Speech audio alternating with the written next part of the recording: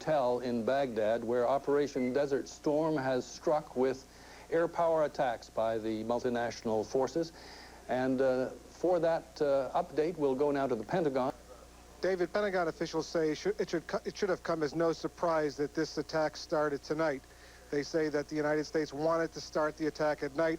There are specific targets. For almost 5.5 months, the United States has outlined virtually every strategic target in Iraq and occupied Kuwait. The U.S. airstrike was almost certainly designed to begin with the stealth fighters, the F-15Es, the F-16s, as well as the Tomahawk unmanned cruise missiles that have been stationed in the Persian Gulf aboard some of the aircraft carriers. There are 2 there now, as well as the battleships Wisconsin and Missouri. Pentagon officials say that right after the president's address to the nation, 9 o'clock Eastern time, both Defense Secretary Dick Cheney as well as General Colin Powell, Chairman of the Joint Chiefs of Staff, will come here into this room and brief the news media on details of the U.S. operation. It obviously has been well planned. Obviously, it's something that the United States has been planning for some time. Now let's go to Baghdad, where our colleague John Holloman is standing by. Well, thanks. As soon as we were confident that the skies were going to stay dark for a while, they lit up again. And there are more tracer rounds. We can hear explosions off in the distance to the west of central Baghdad. And we don't know how far to the west, but I can put the microphone out the window, and maybe you'll get to hear some of the sounds of these explosions just for a moment, or at least the anti-aircraft fire that is going with them. It's like a rumble, almost like an earthquake sort of a sound, or a giant diesel engine revving up off to the west of our position. The sky is filled with tracers. Bernie Shaw. Go ahead, Bernie. Well, hold on. Let's let our viewers hear what's happening. Yeah, okay. We're going to let you listen to the anti-aircraft fire and the sound of these bombs falling here in Baghdad.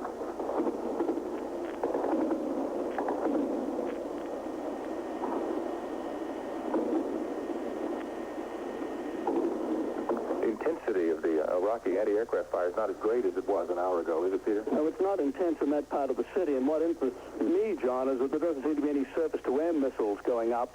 Now, whether these were knocked out in early strikes, I don't know, but the Iraqis do have several hundred SAMs that are capable of knocking down any aircraft up there. Bernie? And, Peter, the Iraqis could be holding their SAMs in abeyance. Yeah, that's a possibility. We had heard from a briefing that we got some months ago that there were 2 surface-to-air missile sites in the area, and it's one of those things that the Defense Department officials are probably not wanting us to talk about, but the government of Iraq is certainly doing what it can here to fight back. Well, not only the Defense Department, I don't know if the Defense Department cares, but the government of Iraq probably is concerned about us talking about information. I want to point out that anything we've gleaned basically is from U.S. news media and experts, and we found nothing here that we haven't been allowed, in fact, to see much here. Certainly. We are confined to the hotel. We can give this report tonight because we're on the 9th floor of the Al Rashid Hotel, which has a commanding view of this very flat city to the north, south, east, and west. And for about the last 2 hours in the north, south, east, and west, correct me, there's the last hour to the north, south, east, and west, there has been enormous activity. And now we hear planes actually going over here. Yeah, well, I'll see if I can see anything. All right. There's a plane nearby. Bernie, you can see something? Right. It's broken out on either side of us here at the hotel. And I'm just going to be quiet and let you listen.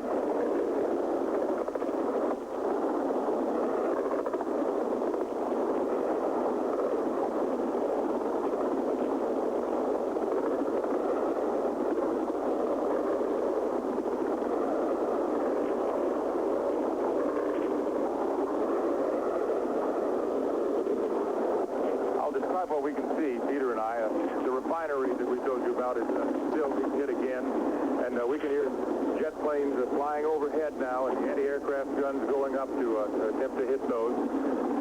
And we can see some bright orange flashes off in the distance here on the horizon in Baghdad. And again, the sky is filled with tracers from the anti-aircraft weapons as they go up. Yes, John, this is the heaviest raid so far, so close in. Maybe the outskirts have been pounded this way, but certainly several planes came right over the hotel and hit targets within 1.5 miles of us. Bernie, what do you see on the other side of the hotel? I've just come from checking out the other side of the hotel, and it's equally intense on the other side. And clearly, this is the most intense exchange we've had so far, and that was really targeted. No kidding. The sounds of those jet planes from the United States directly overhead was a little bit unnerving for all of us, I'm sure. Peter, you've seen major military attacks in the past, and you're our history lesson here. In Vietnam, I'm sure it got much worse than this many times while you were there, didn't it? I don't think anything in Vietnam was momentous as this land, sea, and air armada that is assembled in Saudi Arabia and off the coast. I believe there's more aircraft, attack aircraft, than at any point in history, in the whole history of the world. And right now it seems that they're all coming at Baghdad, but of course they're not. We don't know about targets anywhere else in the Iraq or in Kuwait. We are limited here to looking out our window and trying to interpret the skies and the flashes in the skies. John? Right. Iraqi government officials have told us that they will set up a media center for us and give us information from the Iraqi government's point of view after the attack. I think, were pretty well convinced in at least the level of ministers in the government that there was going to be an attack sometime in the near future, but they didn't. I don't think the government people anticipated it would come this quickly. Well, John, this attack left as fast as it came. The planes have left the vicinity, and the anti-aircraft fire has stopped, so we're back to another lull here, and let me give you the Bernie Shaw. I just come back from the other side. I'm really wearing out trousers here, crawling on my knees and hands, but it occurred to me that, gentlemen, does it occur to you that it is not accidental that we are still reporting to the world? It may not be, Bernie. I'm sure the Iraqis could pull the plug on us. I'm sure the Americans could pull the plug on us, and it's useful, I hope, to our viewers around the world to be able to hear what we have to report.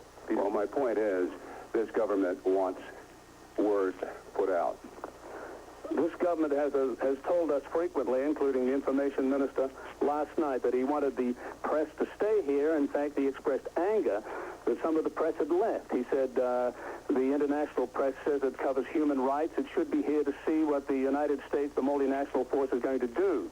Now, I don't see any government officials around here tonight to assist us, but they have said that we can work here, and up to now, this has to be unique. It has to be unique that we are continuing to cover this story, to talk to you, despite a series of major impact bombing raids. Before we go back to our colleagues along the network, I would say, in reaction to what you said, that I think government officials have too much sense to be where we are right now. Let's go back to Atlanta. Here we go.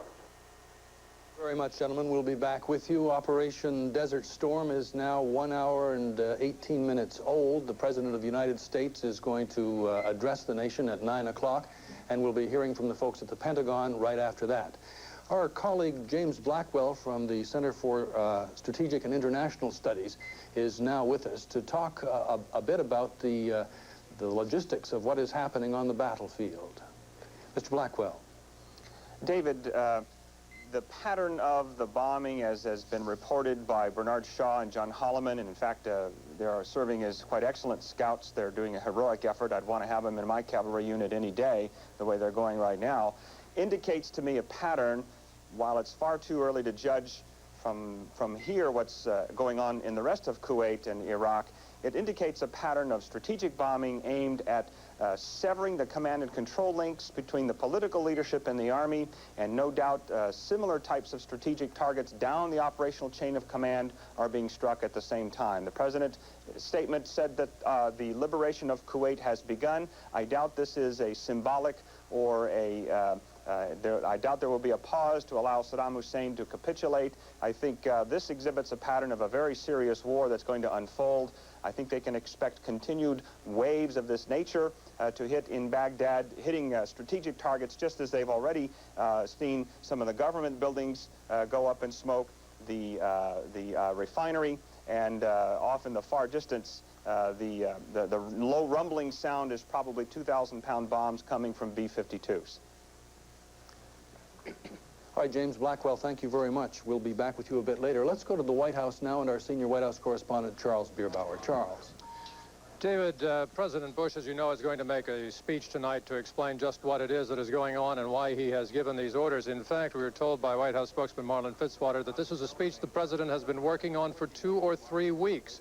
that he has gone through about 4 drafts and has done most of the work on this himself. It'll be about a 10 or 12-minute speech. What is indicative of this kind of approach by the president is that this has been a process that is building.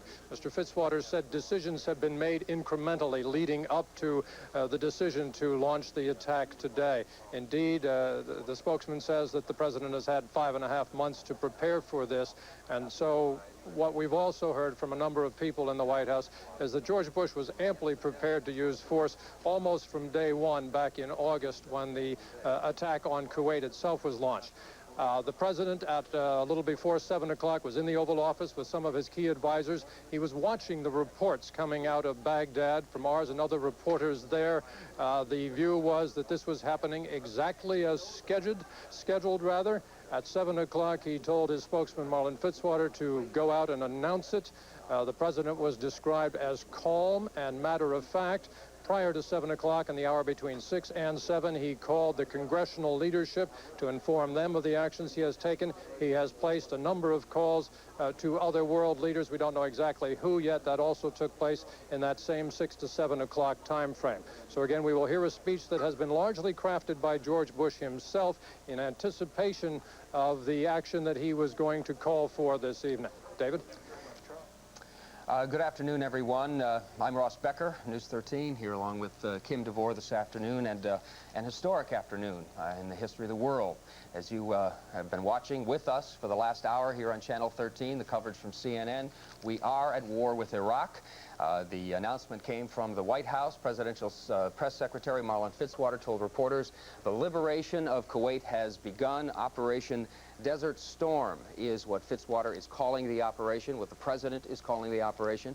He said Allied forces began engaging targets in Iraq and Kuwait at approximately 4 o'clock Pacific time. Now, as you heard on CNN, President Bush will address the nation at 6 o'clock Pacific time. You also heard, as we did along with us, the reports out of Baghdad from Bernard Shaw and John Holloman and Peter Arnett. And there are some observations I think we could all make, Kim, about what we did here coming out of Iraq today. Absolutely. You could hear they could hear it more than they could see it at first. One comment was that the sky lit up like the finale, the fireworks finale at the Washington Monument on the 4th of July. There was not a lot of surprise that an attack would necessarily come at this particular time, which was 3 a.m. Baghdad, not necessarily today, but at this particular time, because it is said to be the darkest time of the evening, and that could take advantage of U.S. night fighting equipment. Also want to tell you that at that time, U.S. F-15E fighter bombers took off from a location in central Saudi Arabia and launched their attack at that time. I was going to also say that one thing that we cannot report to you, although we should point out that is in all of the reports we heard from CNN from Baghdad, is that they saw no eyewitness reports of American planes going down. Now, certainly that does not mean that there haven't been any casualties by Allied forces, but the CNN reporters who are eyewitnessing the attack on Baghdad did not see any U.S. planes going down. Also, if you recall, Charles Jaco in the Saudi desert at an air base there at an undisclosed location, you saw him being waved off a platform and going inside. We have no reports out of Saudi Arabia about any counterattacks by Iraq at this particular point. Obviously, we will keep everyone up to date on that. And one other tidbit of news that CNN has not been able to bring to us, since the attack began approximately 2 hours ago, the price of oil shot up $3 a barrel on the world markets because of the attack. We will bring the president's address, of course, live at 6 p.m. tonight, and we're going to rejoin CNN right now. Rose red explosion probably 10 miles away, lighting up the sky. The guns near us have stopped firing. I get the impression that planes are just coming right over the city, and these anti-aircraft are picking them up, but they're just going on to their designated targets. And as I said, as we have noted, there's been no apparent hits on any of the attacking aircraft that we can see. Gentlemen, we are seeing an example of surgical bombing. Explain that, Bernie. There have not been any wild bombs going off out of pattern. You can barely hear the planes. And throughout the last 2.5 hours, 3 hours, whenever there were exchanges, they were specific areas? It seems like 2.5 or 3 hours, Bernie, but I think it's been about an hour. I don't want to be frivolous about this. But we actually, Bernie, you may be right, but we won't know till tomorrow how surgically precise these bombs were. I'm sure tomorrow the Iraqi authorities, I hope, they will let us go out and see some of what's been going on. And I think that if any civilians have been hurt in these raids, we will probably get to see them. Maybe not some of their more important targets. What I meant by that is bombing in Baghdad proper. Yeah.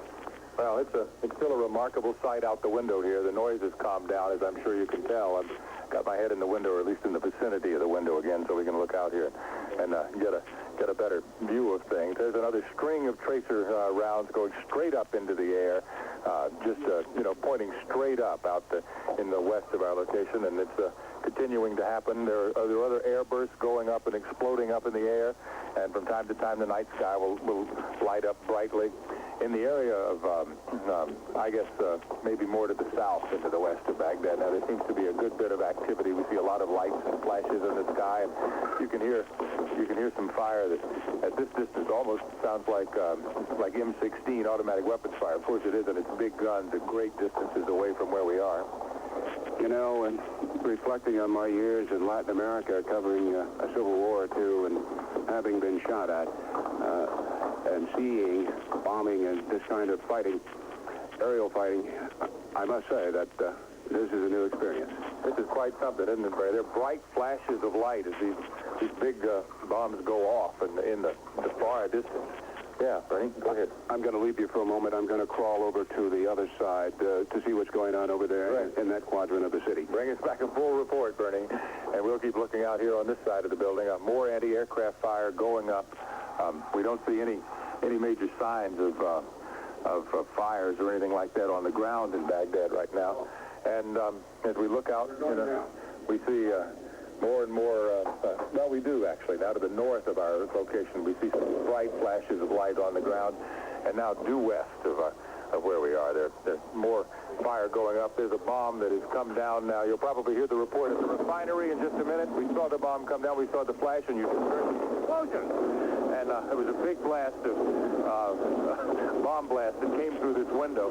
I'm going to back away from the window now. I'll still try to get a view for you, but that was a rough one for me. It was very far away, and I'm sure it was not dangerous, but it was the biggest blast of air that I felt from a bomb so far. Peter? You know, that could have been as heavy as a 2,000-pound bomb. The windows in the hotel room have held. Maybe they are bulletproof. Maybe they're also bomb-proof. The waves are coming basically every 15 minutes now. It seems maybe 3-4 planes. They're unloading their hardware and then heading off. These pilots, these American pilots, are flying through a lot of flak, a lot of anti-aircraft fired from the ground. The gunners are firing a lot. The U.S. planes don't seem to be targeting any of the anti-aircraft weaponry at this point. They seem intent on hitting specified targets and then getting on their way. John? Peter, could the reason that they're not worried about the anti-aircraft fire be that the planes are flying high enough so that the anti-aircraft fire wouldn't be effective against them anyway?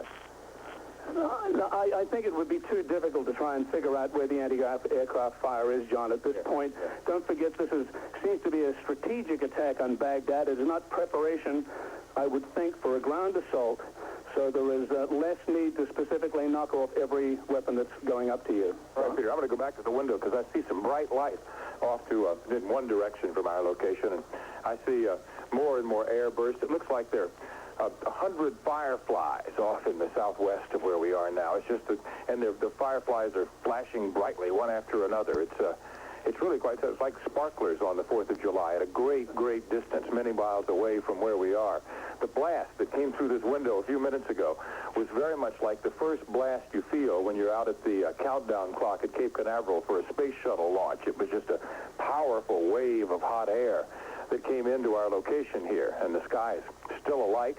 We see some more anti-aircraft rounds going off one by one. There's no great noisy barrage of anti-aircraft in Baghdad now, but we do still see things, and I'm going to look out the window and see if I can see where this bright light is coming from. I actually can't. It's in the direction, I guess, generally to the south of where we are, but I just, because of the way the hotel is built, I can't see around enough to tell you precisely where the bright light's coming from.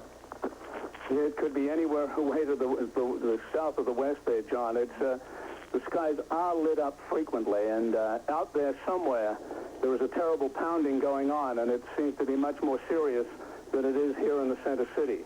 And it has been continuing now for about an hour and a half, and obviously the U.S. Air Force is serious about its mission here tonight. Absolutely. And there could be some planes from other coalition members as well. We have another, I won't call this a lull, but well, there's an airburst not directly overhead, but it's visible up in the sky rather than down on the ground, out in the southwestern direction generally from where we are. And as I look out, Peter? What I think is very eerie about this, John, is that quite a few of the explosions, most of them haven't been accompanied by the sound of aircraft. I don't know if we're getting cruise missiles coming in here, or that is guided cruise missiles, or these planes are flying very high. We did hear at least 2 or 3 aircraft come low over the hotel, but we really don't know where all this all this bombing is coming from, and I get the impression that the anti-aircraft fire is all over the sky. They don't seem to have much idea either, John. Yeah, and I think we might be able to hear something, and we do hear something now.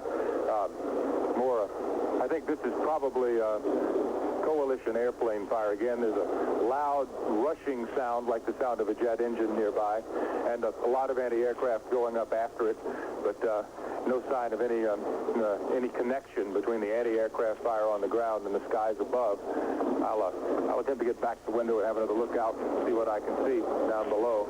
And well, you can hear it echoing off the concrete buildings in downtown Baghdad, and it could even be that some of the echoes that we're hearing now are from the area of the Tigris River, which is very near where we're located. You can hear some more sound of anti-aircraft fire. And Peter, that sound that we just heard with the echo after it, did that sound to you like an airplane sound? No, I think it's just anti-aircraft fire. They've got Russian weapons here. They've got all manners of equipment, of which I'm not overly familiar with, John. So it could be, they're just noises in the night in one sense. Exactly. Noises that we're not too pleased to be close to, but we'll continue to be, there's no place for us to go. We've been told to stay where we are, and we'll certainly do that.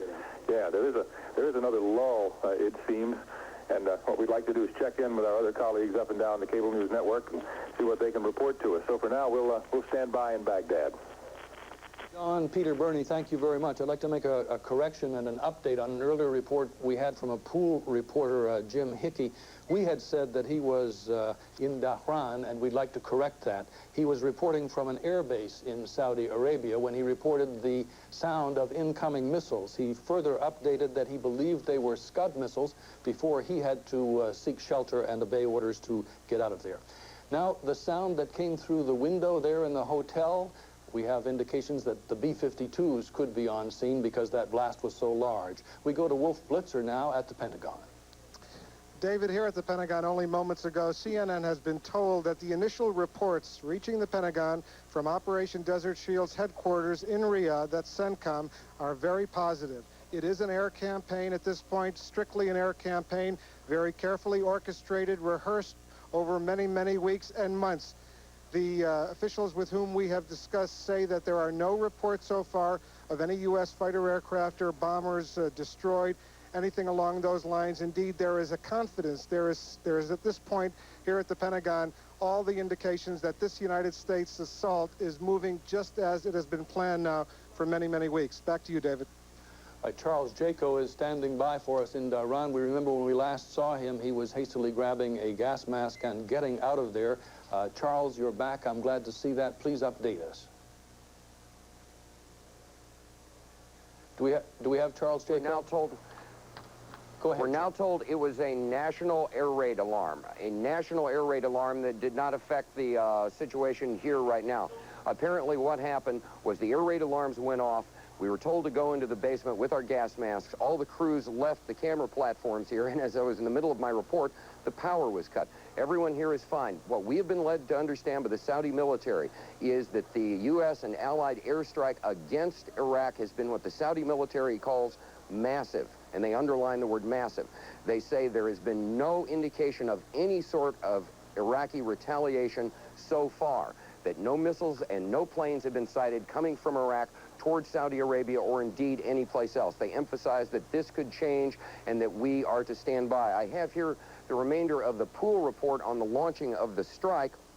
that basically fills us in a little bit that the first wave of F-15s took off about 3 hours and 10 minutes ago. Right now, near this airbase where we are, everything is fine. But again, the Saudi military sources say there is no evidence of any Iraqi retaliatory strike against Saudi Arabia or against Israel. That could change. They describe the U.S. assault on the U.S. and allied assault on Iraq as massive, using mammoth amounts of air power. But as far as they're able to ascertain, no B-52 bombers were in use. That's according to the Saudi military. We here are all fine. The entire CNN crew is fine. All the journalists here are fine. But again, it was a false alarm by Saudi National Civil Defense. Right now, the skies are quiet. There are no planes flying over. It's rather cloudy and overcast, but there is no indication, no indication at all of any kind of aerial activity from here. Charles Jaco, CNN, reporting live from Saudi Arabia. All right, Charles, thank you, and we're glad to hear that that was a false alarm. We should remind our viewers that we don't have a CNN presence in Kuwait City. We are unable to bring you news from there right now. Wolf Blitzer was reporting from the Pentagon when we interrupted him to go back to Charles Jaco. We went back, of course, because we had lost touch with him suddenly. Wolf, picking up where you were, please. Yes, David, the initial indications are that this U.S. airstrike is moving along very smoothly. No reports yet of any U.S. Aircraft downed or anything like that. What we have been told is that the initial U.S. targets in Iraq and occupied Kuwait were anything that could endanger U.S. aircraft, especially anti-aircraft missile batteries, all of the Iraqi radar jamming installations. The U.S. has sent in what are called F-4G Wild Weasel and EF-111 Raven. These are defense suppression aircraft. Basically what they do is zap almost all of the communications in and around Iraq, making it very difficult for the Iraqi radars to hone in on the invading U.S. aircraft. The indications are very, very positive from the U.S. point of view here at the Pentagon that this U.S. airstrike is moving according to the game plan, which I reported earlier was very carefully orchestrated over these past many months. David? Wolf, in the weeks and months leading up to this, there's been a lot of diplomacy and some failed diplomacy, and among the things that went on, Saddam Hussein made some threats. Among them were to do grave damage to Tel Aviv if he were attacked. Let's switch there now to Richard Roth. And Richard, are there any signs of retaliation? No, so far Tel Aviv is quiet this morning. There is no sound at all almost in the city. Everyone in Israel has been urged to stay inside their homes as the government instituted what's called a national economy emergency system. But people have been advised to open up their protective gas mask kits and keep them nearby. And if anyone has to go to work, while they are there, they are urged to take their gas masks with them. The public is urged also to listen to the radio. And Israel Radio has sprung alive with the reports from Mideast capitals, including reports from CNN, keeping everyone here up to date on the situation. This is the city that Saddam Hussein said he would attack with missiles should the multinational force attack him. So far, the skies are quiet here in Tel Aviv. Richard Roth, thank you very much. Again, the President of the United States will address the nation and the world in under an hour from now at 9 Eastern. We return to Baghdad at the Al Rashid Hotel. All right, David, here we are. The sky is being lighted now by some bright flashes far in the distance. You remember, Peter, when we were children, our parents would tell us if there was lightning, you could tell how far the lightning was away by counting 1 1,000, 2 1,000. I guess you could do the same thing for bombs, can't you? Maybe, John. I was just picking up on a comment by Wolf Blitzer from the Pentagon that the targets were basically defense suppression. This could well be the case here because I see no fires on the horizon. If they were hitting buildings or even, structures, we did see smoke earlier, but we don't see any flames. Maybe the targets have been surface-to-air missiles or whatever, but we do not see flames at this point, even though scores of bombs have been dropped in Baghdad so far this morning. John? Peter, we should try to help analyze, if we can, for at least our own edification, these bright white lights that seem to be moving across the sky from south to north right now. The lights look like the lights you'd see from helicopters, but there's no sound out there. It could be radar suppression material dropped from planes or from from spotter planes of some kind. It could be to disrupt the radar defenses of Baghdad. That would probably be my guess. That's the only reason I'd be up there, John. Yeah. Bernie Shaw is going to come over and talk to us now. Bernie? Well, I just wanted to chime in on this speculation. They could be choppers, those choppers that have the very, very quiet engines. Yeah, and they could be at a great distance away from us. You mean our choppers or their choppers? I mean U.S. choppers or Iraqi choppers? I don't know. Yeah. Well, I very much doubt that multinational force choppers are this far into the country. If they are, it would be another kind of operation. Then they would have to be Iraqi choppers. Yeah. I know that I saw 2 choppers go by this hotel window. Yeah. Well, I know early in the morning we've seen several runs by choppers by the hotel. Helicopters, of course. The Soviet Hind helicopters are the ones that they use mostly here in Iraq. Now, way off in the distance, many, many miles away, you can hear these blasts again coming through. Some more anti-aircraft fire. And I guess a little bit lower down on the ground, I'll once again let you hear the sound of what is going on over Baghdad tonight.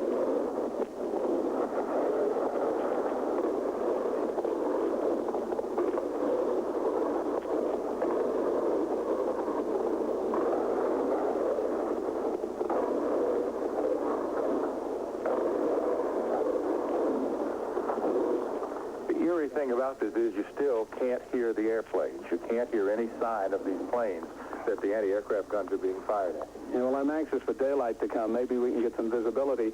From what we can see, the populated areas of Baghdad where all the people live, there doesn't seem to have been any bombing activity at all. The bridges are still standing. In fact, the bridges over the Tigris River they are still lit.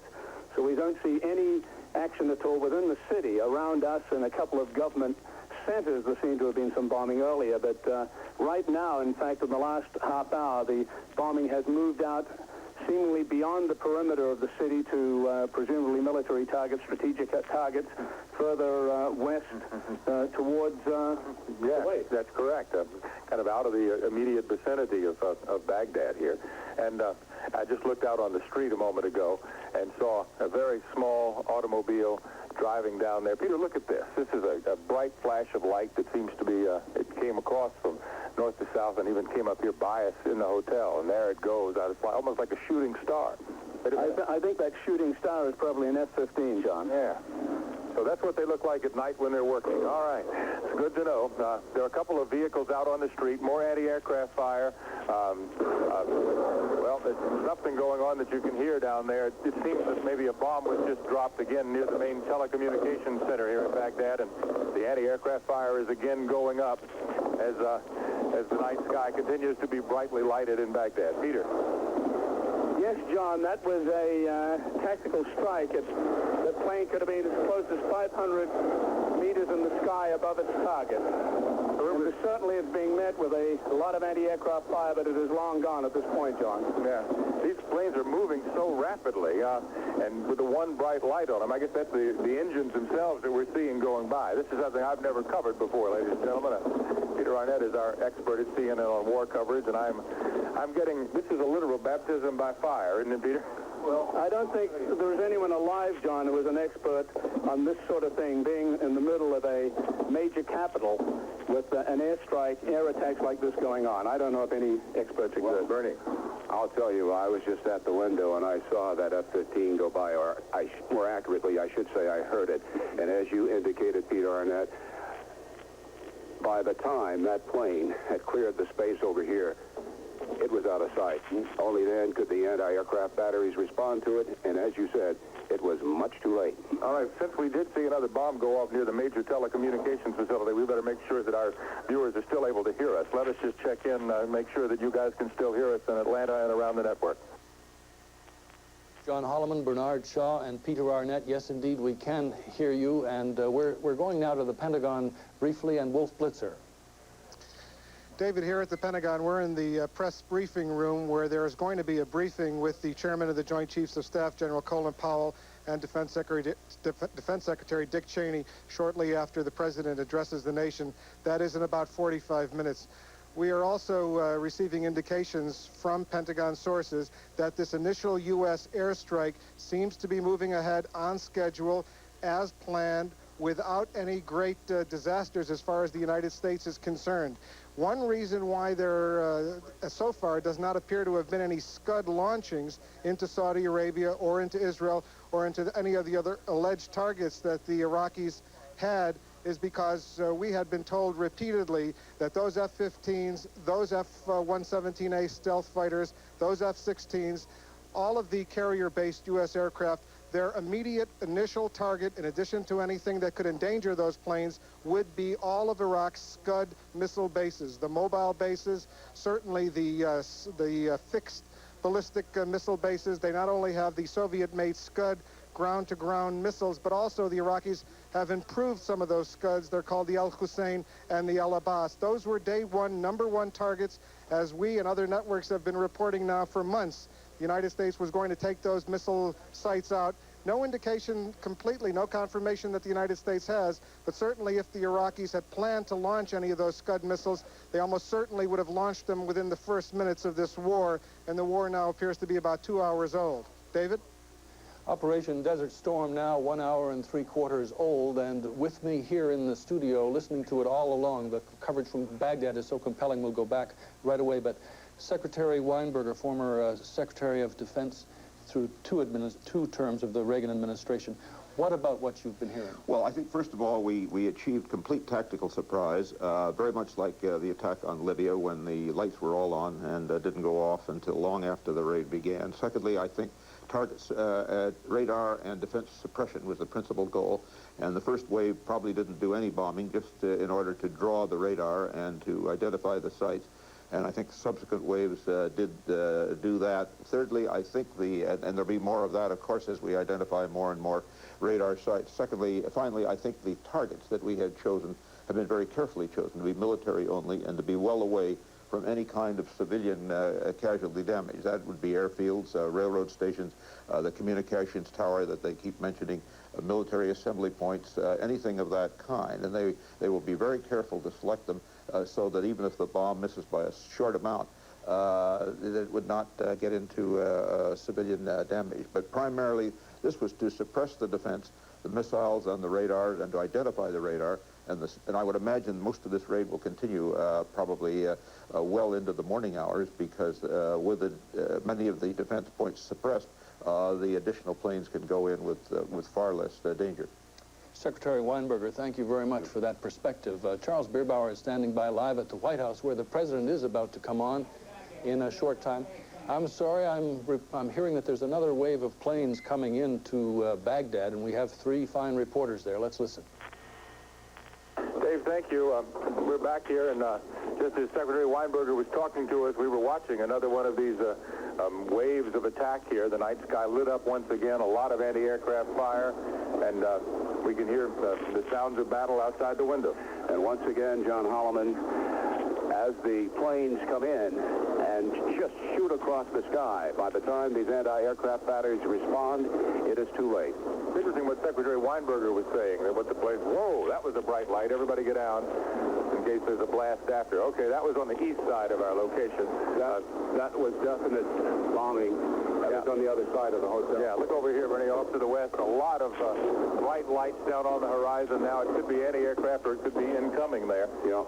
Well, let's let our viewers around the world listen to this exchange for a while. Okay, Bernie, I'm going to crawl over to the window again with our microphone and just poke it out the window and let you listen to what we were able to hear so clearly here in Baghdad tonight.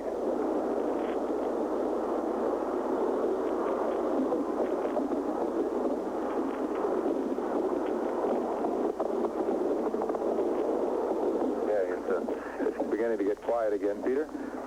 Yes, John, on the other side of the hotel, it's a little noisier. Just 2 minutes ago, there were 3 enormous explosions that one after the other within seconds. I had no idea what the target was, but they shook the hotel on that side. So these bombing raids are continuing now, wave after wave, and the intensity has been maintained. I've noticed that the Iraqis have uncorked new kinds of anti-aircraft weapons. I don't know what they are, but they appear to be heavier caliber. They are spurting fire into the sky, heavier caliber. I don't know what they are, but they are more impressive than that used earlier. They're obviously uncorking other extra anti-aircraft defenses as this battle progresses. Just one comment. Clearly, I've never been there, but this feels like we're in the center of hell. It's a remarkable experience to be here tonight, ladies and gentlemen, and the night sky again lit up with beautiful red and orange tracers and white flashes again as airbursts continue to come, probably from the anti-aircraft guns, from all we can tell. And all around us now, we hear explosions, big explosions at great distances away from our location. As Secretary Weinberger was mentioning in his interview just now, Peter, they are not apparently, the Allies, the coalition forces are not targeting civilian targets apparently at all. And all the anti-aircraft fire, we see more of it to the south right now, going straight up, seems to be very far from the center of town. Well, right in front of me, John, to, I guess, the north, I see a series of surface-to-air missiles being fired up. They look like that to me. They're going straight in the sky. Who knows what they're aiming at? They're aimed at the attacking force, but there were about 5 were launched just within seconds of each other. Yeah, just kind of boom, boom, boom, boom, boom. They just went right up there, right into the sky. Right, and it's we'll have to tell you again, and for our families who are listening to our broadcast now, all of this is happening very far away from where we are. It's nighttime, so everything is brightly illuminated, but you should know that for the present time anyway, we're safe, and all the action is very visible to us, but it's very far away from us. Bernie Shaw. Oh, I'm just crawling around on the floor. I just checked the other side of the hotel, and it's repetition of what we're seeing before our very eyes right now. More anti-aircraft fire, what appears to be giant sparklers flashing and then going dark, streams of tracer fire going up.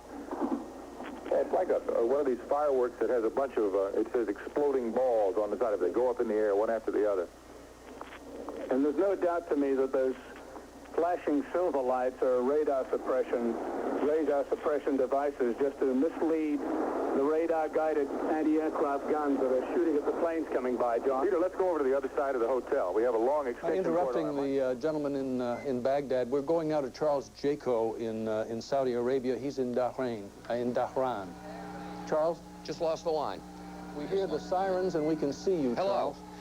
This is Charles Jaco in Saudi Arabia. Right now, the air raid sirens are going off again. We're being told to clear the area. The last time it was a drill. This time we're not sure if it is a drill or not, but everyone's being told to clear this area and get out of this area, get into the shelter in the basement of the area where we are. Right now, the only information we have that's updated is from the Saudi military, who say there was a mammoth airstrike against Iraq, and so far, at least until now, no trace of any retaliation from Iraq. This may be it. We don't know. The last time it was a drill, but the Saudi military says it's been a mammoth Allied airstrike against Iraq. Charles Jaco, CNN, reporting live from Saudi Arabia. All right, Charles, we do hear those precautionary sirens in the background. Let's return now to Baghdad. I'll remind you that at the Al Rashid Hotel there, a 14-story building, Bernard Shaw, Peter Arnett, John Holloman. For Baghdad, well, I hesitate to say an air battle. There does not seem to have been any Iraqi aircraft fighters in the sky. We have seen no dogfights that could resemble anything like that. It looks like the Iraqi Air Force has not been able to get in the sky tonight. Maybe they were one of the first targets hit, Bernie. And for our viewers, just to paint the picture for you where we are physically right now, we are in the hall on the floor, and we can look through open hotel doors to see either side. And it has suddenly fallen quiet again over the skies of Baghdad. It has done so a dozen times in the last hour and a half, Bernie, and this lull is usually broken by more bombing. John? That's right, Peter. Wave after wave of attack coming in here to downtown Baghdad. But we have so many correspondents arrayed around the globe at this hour. We would like to hear from more of them, so let some of them talk for a little while as we wait for the next wave of attack, which we'll do our best to bring to you. John Holloman with Bernie Shaw and Peter Arnett live in Baghdad. All right, gentlemen, thank you very much. We definitely will be back with you. Let's go now to the White House. The President of the United States is going to speak to the nation in a little more than a half an hour, and Charles Bierbauer. Well, the president has been in the Oval Office throughout the evening. We're told that National Security Advisor Brent Scowcroft is in the Situation Room here at the White House and keeping the president apprised. Also told that the president is able to have instantaneous communication, if he wants it, with General Schwarzkopf, who is the U.S. commander on the ground in Saudi Arabia. A couple of points. As we know, the president was watching television shortly before 7 o'clock. Officials say there was some concern about the attack being aired live on television. television, but the president, as he watched and heard the reports coming out of Baghdad, noted that things were moving right on schedule. That's when the announcement was made here.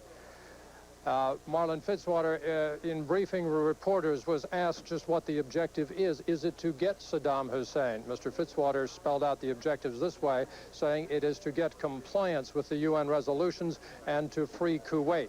Although some officials here have indicated that indeed Saddam Hussein would certainly be at risk in a bombing attack on Baghdad. Again, the president working on that speech, actually a speech that he has been working on for a couple of weeks and that he has written pretty much himself. It'll last 10 to 12 minutes. One last point, Mr. Fitzwater asked if there's now relief here, said relief is not the word. The word is anticipation, that indeed there will be several days of hard work lying ahead. As you can hear, Mr. Bush will speak at 9:01. David? Is a 9:01 hard start. Thank you. Okay, Charles, thank you very much. We're going now to Richard Blystone in Jerusalem. We'll be back with you later. Richard. It's going to be live. David, we have with us here in the CNN office in Jerusalem a high-ranking member of Israel's cabinet, Ehud Olmert, the Minister of Health. Let me ask you first, Mr. Olmert, was Israel informed of when this attack was going to take place? Well, I was not entirely surprised that it took place tonight, that I can say. Now, intelligence about the movements of Iraqi missiles and aircraft was of supreme importance to Israel in these last weeks. Can you talk about how you managed it with the United States? Well, first of all, we have our own intelligence, which is not so bad, and we have tried as good as we could to find out exactly. And it is not a secret that we have very good and close relationships with America, and there was a constant flow of information throughout. Now, your aircraft, Israeli jet aircraft, have been flying 24-hour cover around Israel's borders, a sky shield for several days now. Obviously, you weren't entirely confident that all of Iraq's missiles could be stopped. Oh, no. In fact, right now, I'm not sure that they are entirely stopped. And as you know, we are on an alert situation. The Israelis were advised not to leave homes. And the gas masks are very close to everyone. I'm carrying one with me now. And we are not certain that it will not happen. Now, as Minister of Health, you had an extra special interest in the missiles or bombers. At this point, you don't feel that the risk is entirely over? No, not at all. Not at all. In fact, all our systems are ready. All the hospitals have been alerted. And we have bought special drugs in the last few weeks to make sure that in case that some people wounded, we will know how to treat them, both for chemical weapons and for biological weapons. And the danger is not over yet. Everything can happen. But what you had to be prepared for and what you really expected would be two different things. Can you tell us what kind of Iraqi response did you really expect? Did you expect it would be devastating? Look, we know that they have ground-to-ground missiles which can reach Israel. We know that they have chemicals. We know that they have biological warheads. We know that for some time they have been threatening Israel to be the first target. In fact, they said it. Saddam Hussein said it, and Tariq Aziz said it very explicitly, that the first target for the Iraqi missiles will not be Saudi Arabia or Kuwait, but Israel. And we had to take it very seriously. So in fact, we have prepared ourselves for the worst possible scenario. We have prepared ourselves for a massive number of casualties. And we did everything possible in order to address ourselves to this. We bought lots of medicines. We have installed in every hospital in Israel detoxicating, purifying systems so that if people will be hit, they will be washed and go to treatment afterwards. And the whole country is ready and is very much aware of the danger. Just one last question, Mr. Minister. How long is it going to be? What are you going to require as evidence before you stop carrying around your gas mask? Well, I guess that when it's quite clear that Iraq is totally defeated and they are totally incapacitated by the American take, then I think we'll feel a lot more confident. Ehud Olmert, Israeli Health Minister, thank you very much. Back to you, David. Richard and Minister Olmert, thank you very much for that report from CNN Jerusalem. The last time we heard from Charles Jaco, he was heading for a bomb shelter at Dahran, and we will be back to him as soon as we can. Okay, we're going to interrupt here for a moment. Ross Becker, News 13, along with Kim DeVore. Let me just briefly recap what has been going on since approximately 3:30 Los Angeles time this afternoon. Obviously, we are now at war with Iraq, and at 4 o'clock Pacific time, the White House confirmed that. Presidential Press Secretary Marlin Fitzwater came out and told reporters that the liberation of Kuwait had begun. The president is calling it Operation Desert Storm. As you have, we have been listening along with you from the reports coming out of Baghdad. We heard the first wave of bombing coming into Baghdad from the reporters there. We are told now that the Americans apparently took Baghdad by surprise. All of the lights were on in Baghdad at that time. Then, as we continued to listen, we heard the second stage of bombing. Apparently, reports from there that specific targets were being hit in Baghdad, mostly on the outskirts of Baghdad. The next report we heard, just bringing you up to date, is from Saudi Arabia. The air bases there. The last report there was that the air raid sirens were going off. Buckle up, blues again. Some people don't wear their seatbelts. I can't believe it's true. Those kind of people get knocked right out of their shoes. So buckle up, baby. Don't sing me those buckle up blues. You could learn a lot from a dummy. Buckle your safety belt. I mean it, baby. Buckle, honeysuckle, buckle, yeah.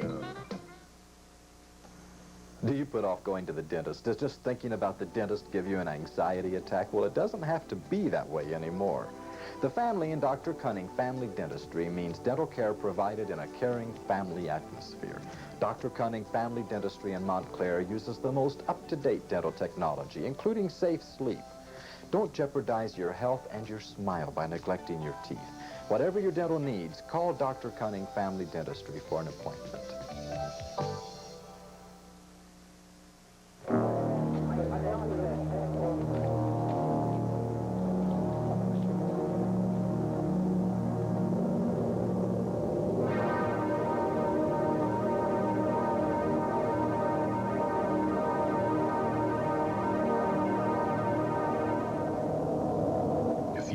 Smoking habit. Show your power. Break it.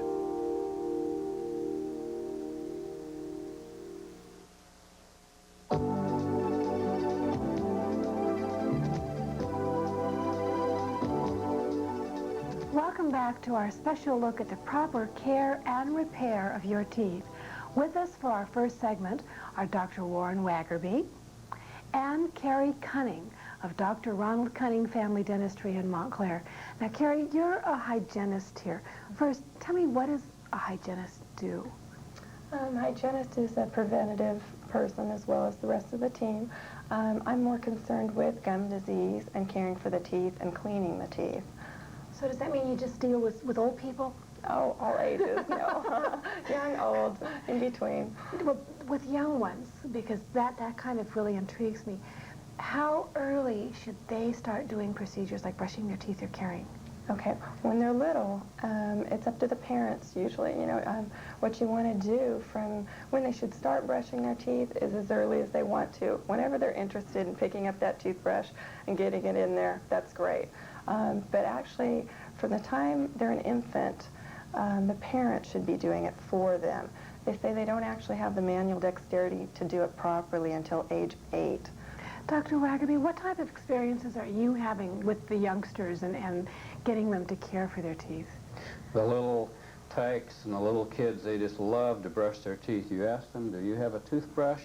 Oh, yes, I have a toothbrush. And at a very young age, they can at least be aware of brushing. Their dexterity might not be up on the adult level, but it's an educational process, and they love to put the toothbrush in their mouth and to use it. And so starting them at a young age is a good habit that will carry throughout the lifetime. And because they start feeling the responsibility for themselves.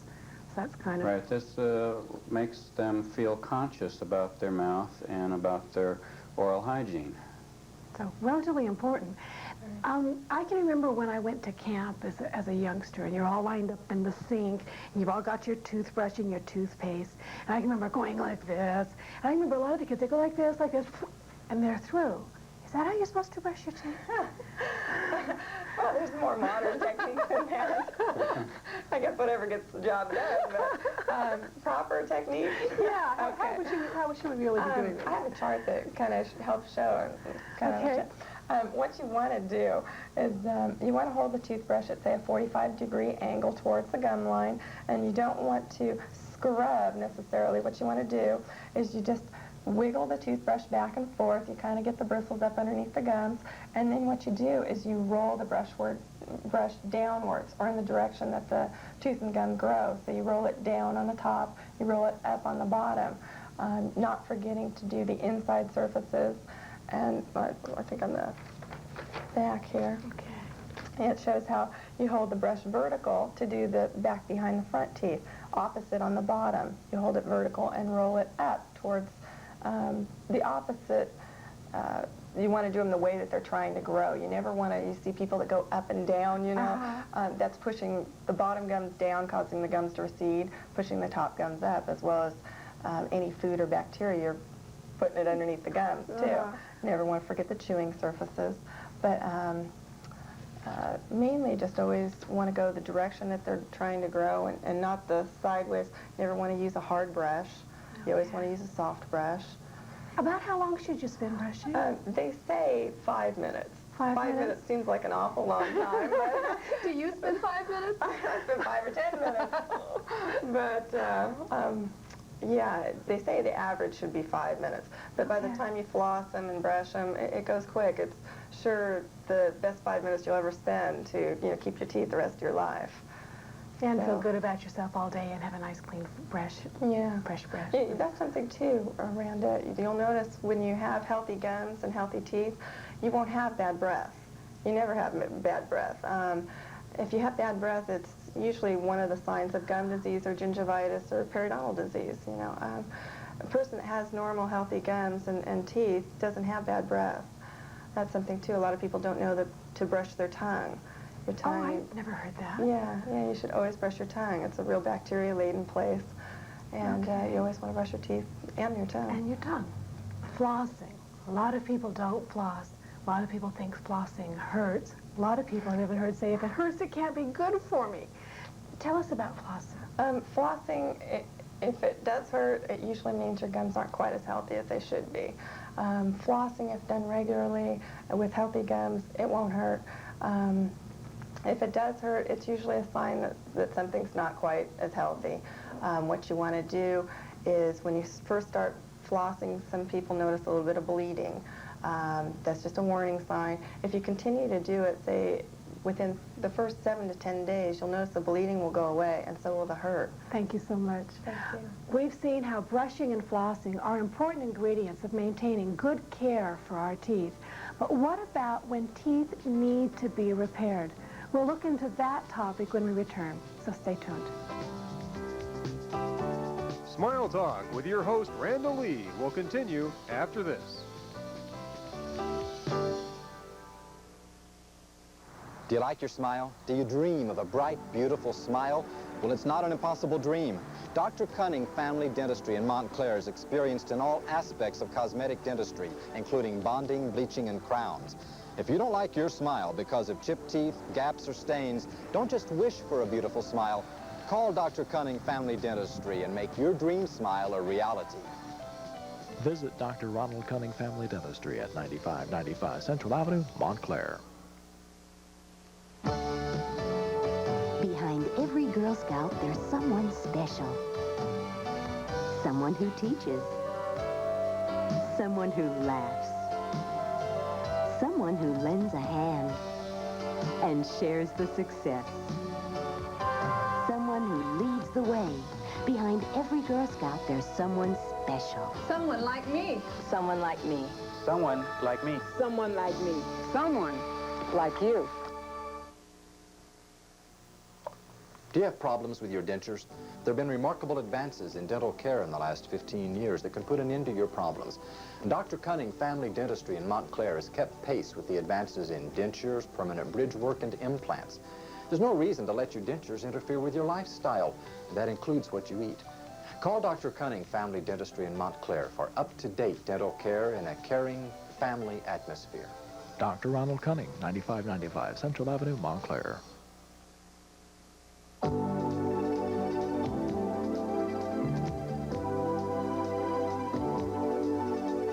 Welcome back to Smile Talk. We're talking with Dr. Steve Murray of Dr. Ronald Cunning Family Dentistry and one of his patients, Barbara Gorchitsa. Let's discuss a little bit of what can be done to repair teeth. Dr. Murray, can you tell us the difference between like implants and caps and crowns and partials and